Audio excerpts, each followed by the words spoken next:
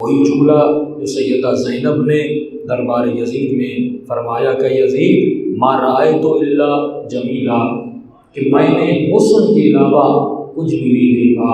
علماء فرماتے یہ حسن رضا الہی تھا، اور یہ منزل تب آتی ہے جب انسان اپنی دل و جان سے اپنے وقت کے امام کو پہچان پاتا ہے۔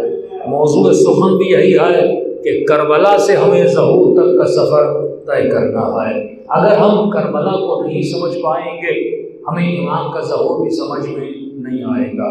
منتظر یا انتظار کرنے والا، اس کا مطلب یہ نہیں کہ آپ کسی ویٹنگ لاؤنج میں بیٹھ جائیں اور کسی فلائٹ کے آنے کا انتظار کریں، کسی بس کے آنے کا انتظار کریں، یا ویٹنگ میں بیٹھ جائیں کہ کب میری ٹرین آتی ہے میں ٹرین پہ سوار ہو جاؤں۔ وہ انتظار اور ہے جو کسی جہاز کا کیا جاتا ہے، وہ انتظار اور ہے جو کسی ٹرین کا کیا جاتا ہے، وہ انتظار اور ہے جو کسی بس کا کیا جاتا ہے۔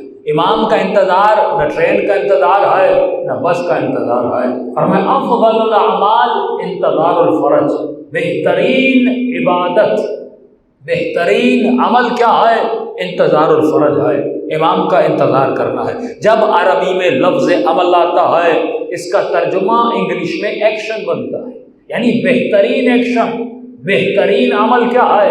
امام زمانہ کا انتظار کرنا ہے۔ جب خدا نے اسے عمل کہہ دیا تو اس عمل کی کوئی صورت ہوگی، یعنی اگر میں کہتا ہوں کہ نماز ایک عمل ہے، عزاداری ایک عمل ہے، ماتم ایک عمل ہے، گریہ ایک عمل ہے، مولا کا تعزیہ اٹھانا ایک عمل ہے، تو آپ پوچھیں گے مولانا ڈسکرائب کریے، اگر یہ عمل ہے تو کیسا ہے؟ تو میں کہوں گا نماز ایک عمل ہے، نماز کے ارکان ہیں، نماز میں سجدہ ہے، نماز میں رکوع ہے، نماز میں قنوت ہے، نماز میں حمد ہے، نماز میں قل هو اللہ احد ہے۔ تو سوال یہ ہے جب انتظار بہترین عمل ہے تو اس عمل کی شکل و صورت کیسی ہے؟ پھر اس عمل کے ارکان کیا ہیں؟ پھر یہ عمل ہے تو کیسا ہے؟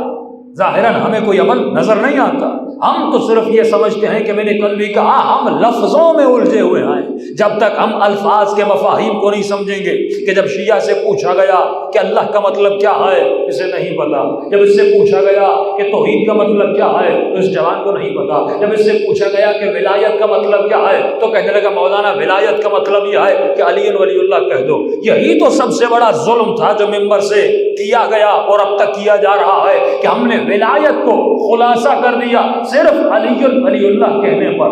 ہم نے نماز کو خلاصہ کر دیا 2 سجدوں میں، 1 رکوع میں اور سورہ حم میں۔ ارے اگر نماز یہ تھی اور نماز کی حقیقت یہ تھی تو ایسی نماز تو خوارج بھی پڑھتے تھے۔ اگر نماز یہ تھی تو لشکر یزید بھی پڑھ رہا تھا۔ لیکن بارہا قرآن نے کہا کہ اقیموا الصلاۃ، اقیموا الصلاۃ، اور ہم بارہا زیارت عاشوراء میں گواہی دیتے ہیں کہ اشہد انک قد اقمت الصلاۃ، میں گواہی دیتا ہوں کہ آپ نے نماز پڑھی نہیں، میں گواہی دیتا ہوں کہ آپ نے نماز کو قائم کیا۔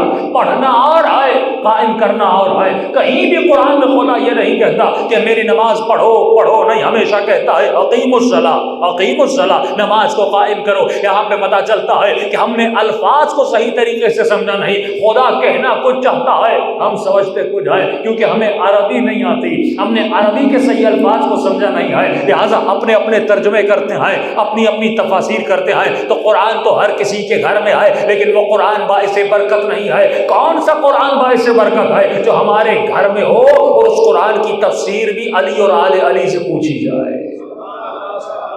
جب تک ہم اپنی تفسیریں کرتے رہیں گے تب تک ہمیں کچھ سمجھ میں نہیں آئے گا۔ تو ہم نے ولایت کا خلاصہ علی ولی اللہ پہ کر دیا۔ ہم